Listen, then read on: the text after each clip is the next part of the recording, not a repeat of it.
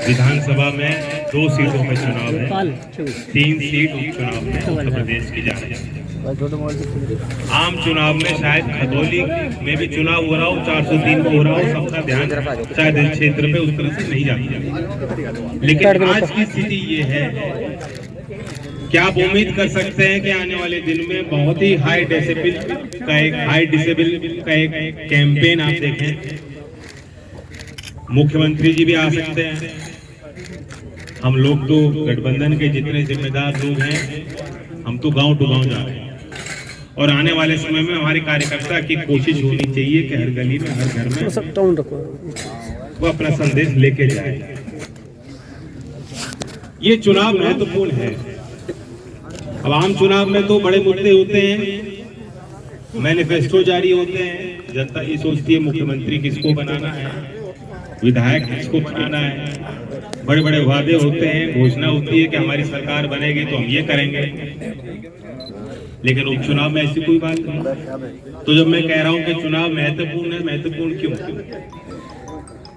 महत्वपूर्ण इसलिए है कि एक तो ये मुकाबला है 2 विचारधाराओं। एक तरफ वे लोग हैं जो ये कहते हैं और मानते हैं कि किसानी कर रहे लोगों का फायदा उठाओ, उनको अपने साथ जोड़ो, उनको खुश करने की 2-4 बात चुनाव के वक्त कहो। लेकिन जब सत्ता आप उनको देते हो, भरपूर मौका आपने दिया है, 255 विधायक उसी पार्टी के आपने चुनकर भेजे। मैं नहीं कहता, कुछ उनमें से जरूर होंगे जो खेती को समझते होंगे, जिन्होंने खुद किसानी की होगी, गांव से भी उनको खूब वोट मिली है और विधायक बन के वो जीत के ही वहां तक पहुंचे। लेकिन या तो आज उनका अपने दल में वर्चस्व नहीं है, या उनको आत्मविश्वास नहीं दिया गया है, या अपने विधायकी पे उनको इतना भरोसा नहीं है, वो अपने उस पार्टी में या सदन में या सरकार में आपकी वकालत कर नहीं पाए। और वकालत कर रहे होते तो आज गन्ने का भाव आपको घोषित होता। मिल चल पड़ी है, 15-20 दिन से चालू है, किसान तो अपना काम कर ही रहा है,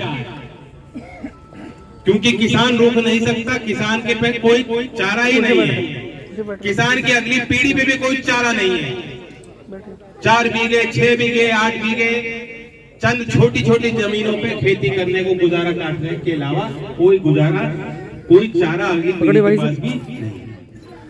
बल्कि आप MBA भी बना देते हो, इंजीनियरिंग करा लेते हो, अच्छी डिग्री हासिल करने के बाद, प्रयास करने के बाद, हाथ पांव मारने के बाद, सरकारी नौकरी के लिए कोशिश करने के बाद, आखिरकार कई ऐसे उदाहरण गांव में भी होंगे कि हार कर वापस नौजवान खेती करते।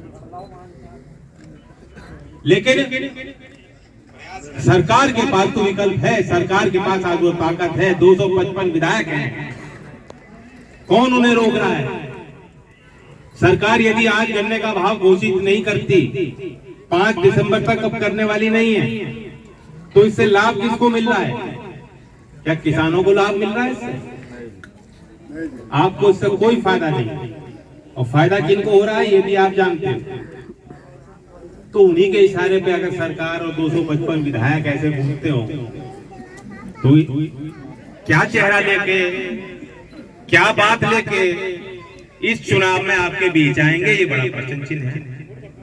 और ये चुनाव इसलिए ही महत्वपूर्ण है कि जो आप फैसला लोगे उसका प्रभाव बढ़ेगा। सरकार कितनी ताकतवर क्यों ना हो, नेता कितना आपको बड़ा ताकतवर क्यों ना दिखता हो, बहुमत की सरकार का नेता, लेकिन 5 साल में तो लौट के यहीं आपके बीच ही आना है। आपकी वोट की अपनी कीमत। और इस चुनाव का विश्लेषण होगा, तारीख में वोट गिरेगी, 8 में जब नतीजे सामने आएंगे तो जब ये साबित हो जाएगा कि खतौली, गन्ना बेल्ट, मुजफ्फरनगर, चौधरी चरण सिंह की कर्म भूमि, वे क्षेत्र जिसने चौधरी अजीत सिंह जी पिछला चुनाव जिस क्षेत्र से लड़े हों, जब उसका नतीजा खुलेगा और ये विश्लेषण होगा कि यहाँ गन्ने के भाव ना घोषित होने पे किसानों में नाराजगी, तो मैं पूछना चाहता हूँ आपको उस फैसले से लाभ मिलेगा कि नहीं मिलेगा? निश्चित लाभ मिलेगा।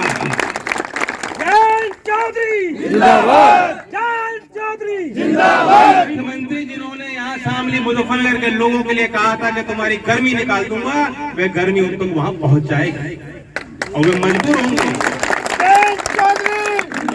आज की परिस्थिति ये है कि इनकी साठ-गांठ, इनकी सेटिंग पूरी बन चुकी है।